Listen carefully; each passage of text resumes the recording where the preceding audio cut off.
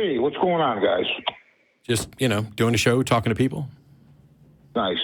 I'm not here to debate with you. You guys are way above me with a lot of stuff, so I'm not even going to try to say I'm right, I'm wrong. I just wanted to get an opinion, I guess, from you, from my own experience of why I think there could be a higher power, let's call it that. Man, that is about as vague as anybody's ever started with. Why there could be a higher power. Cool.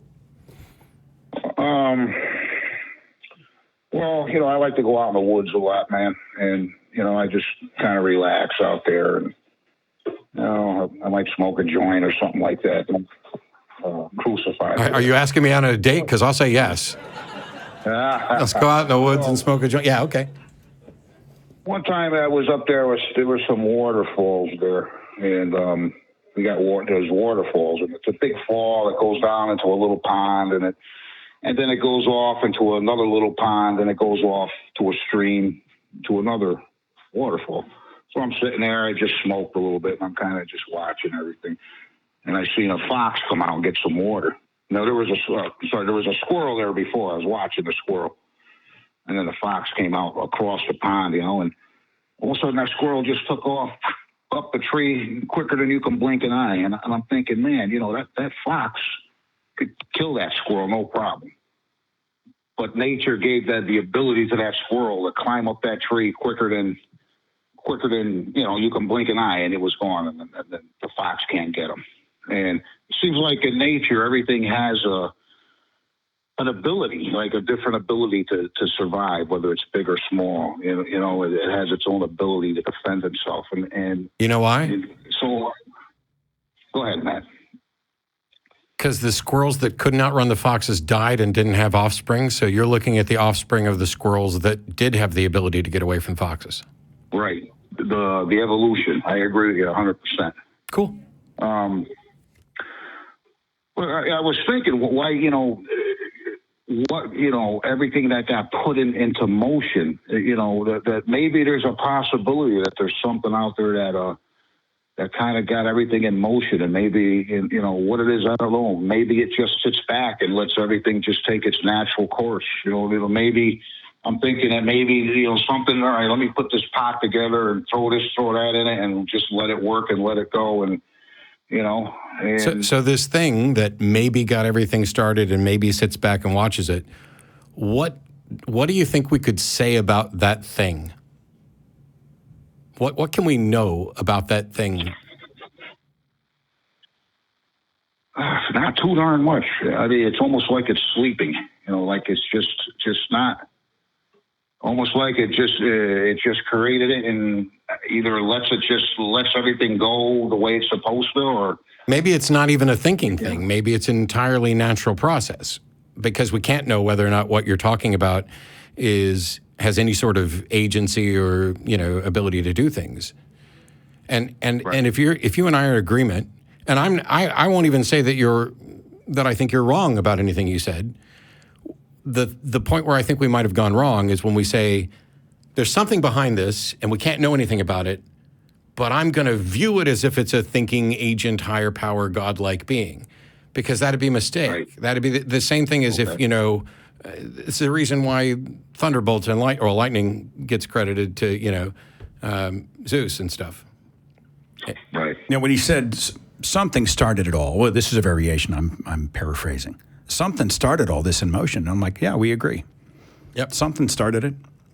And the problem is that our ability to investigate this is incredibly limited, because everything, if you go back using, for example, Big Bang cosmology, there's a point at which you can't go back further in time, and there's the notion that time began to exist then. Plus, we have exactly one universe and no time machines. And so everything that we learn about the origins of the universe, the diversity of life, the process by which stars create an accretion disk that then gravity begins to manipulate in order to form planets, et cetera, those are things we learned partially from observation, but quite a bit from inference. And the nice thing is that as we look farther and farther out in space, we are able to look further and further back in time.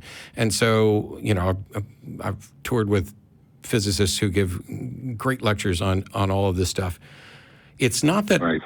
as an atheist, I'm not saying necessarily there is no God, and I'm not even saying there's not a possibility of a God. All I'm saying is I haven't been convinced that there is a God or that it's possible that a God exists. And the burden of proof is on, of course, the people who are saying that those things are true.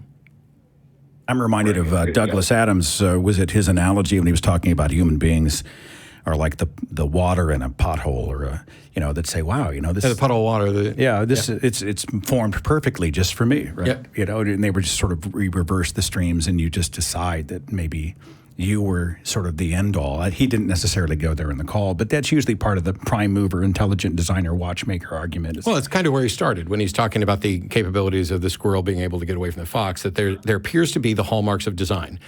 But what about the seal that can't escape what about whenever we get into, wow, everything just seems so manufactured so that one thing plays well into the other. This is often under the intelligent design or ID. Our sun gives us cancer. Someone explain that design to me. We've got blind creatures with eyes. We've got deaf creatures with ears. We've got flightless birds with wings. We've got heavy bones in flying animals. We've got pelvises in whales. We've got redundant RNA. We've got wisdom teeth. We've got men with nipples. Someone explain this to me. Someone explain the design. But it makes sense. Right. Please never do that again. Please. Honestly, I appreciate the complexity often plays into this. I was guilty when I was a believer of saying it's all so complex.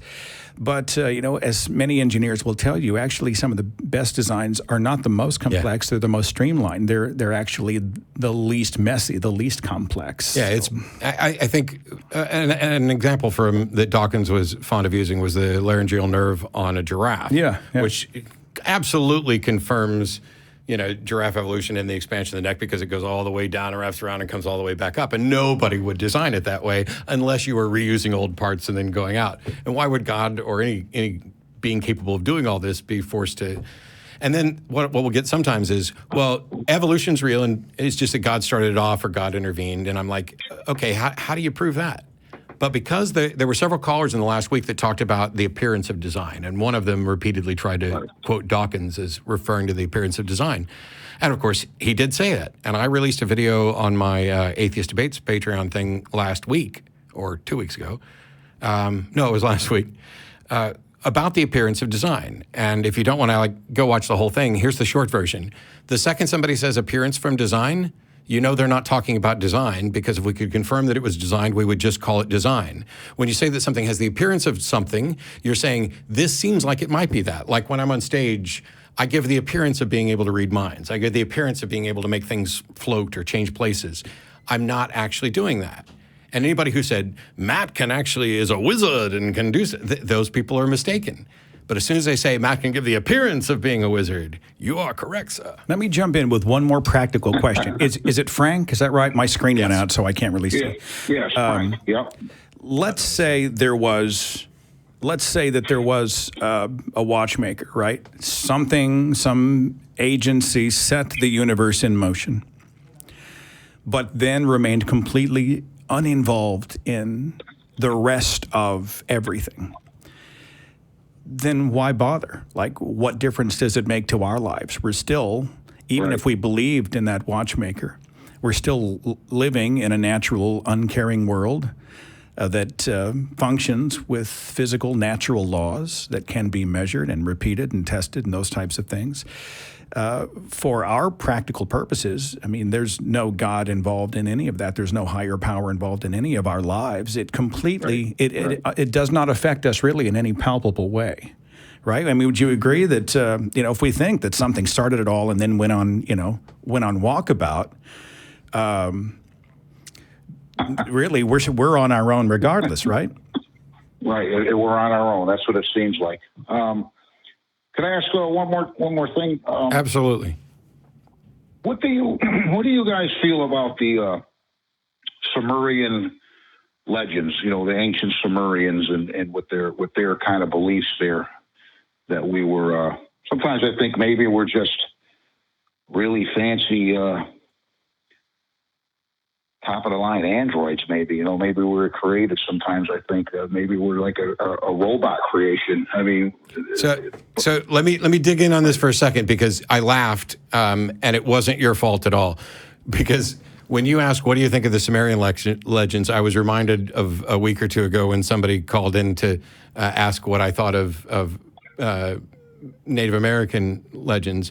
And when I pointed out that I don't believe them either, and all human beings make up stuff, it was suggested that I was racist. So I'm glad there's probably no Sumerians actually listening at the moment, because I don't believe their legends either. I think this is what humans do. When we don't have enough information, we make up the stories. And when the stories are popular, when they seem to give us an answer, it eases our frustration with not knowing the answer. And that's why, in part, in a small way, you were calling to do something very similar to those types of legends. You weren't saying, oh, there's a God and I'm convinced. You're talking about the possibility of it and how you see the sort of things that might lead you down that path. And you're constructing essentially a modern narrative version of that may be more scientific. And I look at all of it. I look at all of it and say, the time to believe it is after we actually have evidence for it. And, if you're just like, nope, if I were to just say, nope, you're wrong, that's cynicism. But saying I'm not convinced you're right is an application of skepticism, and those are different. But yeah, I'm not. I don't. You'd have to define robots and everything else, because I'm pretty sure we could cut me open and we're not going to find nuts and bolts. Let's not do that. Oh, come on. No, it's a special show. Every time we talk about the Sumerians, I'm always, because obviously we're talking about a civilization that predates young Earth creationism by like 5,000 years or whatever. And I'm reminded of, I think it was an Onion headline that said, ancient Sumerians invent God. And I thought, that's pretty much it, right? I mean, they certainly invented something. They had technology. They were using technology before Christianity says their Adam and Eve even existed. That's all right, because just the other day I found out that during the Revolutionary War, those heroes came in and took out the airports first. The British Airways are coming. The British Airways are coming. Yeah, I've seen all those memes online. They're awesome. Anyway, is that... Well, the church seems... Oh, I'm sorry. No, I just want to know if that was a satisfactory answer, because I've got some more... Oh, no, it was a great answer. I want to thank you. Yeah, I mean, you guys are very, very knowledgeable, man. Thank you, Frank. Thank you. It's like the church and religions got what they wanted, power and control, and they seem to have done it. And I don't know what could ever stop the rain. I don't know. I think it's up to us to undo it. I'm going to let you go, Frank, and Seth and I are going to talk about this a little bit off air, but we appreciate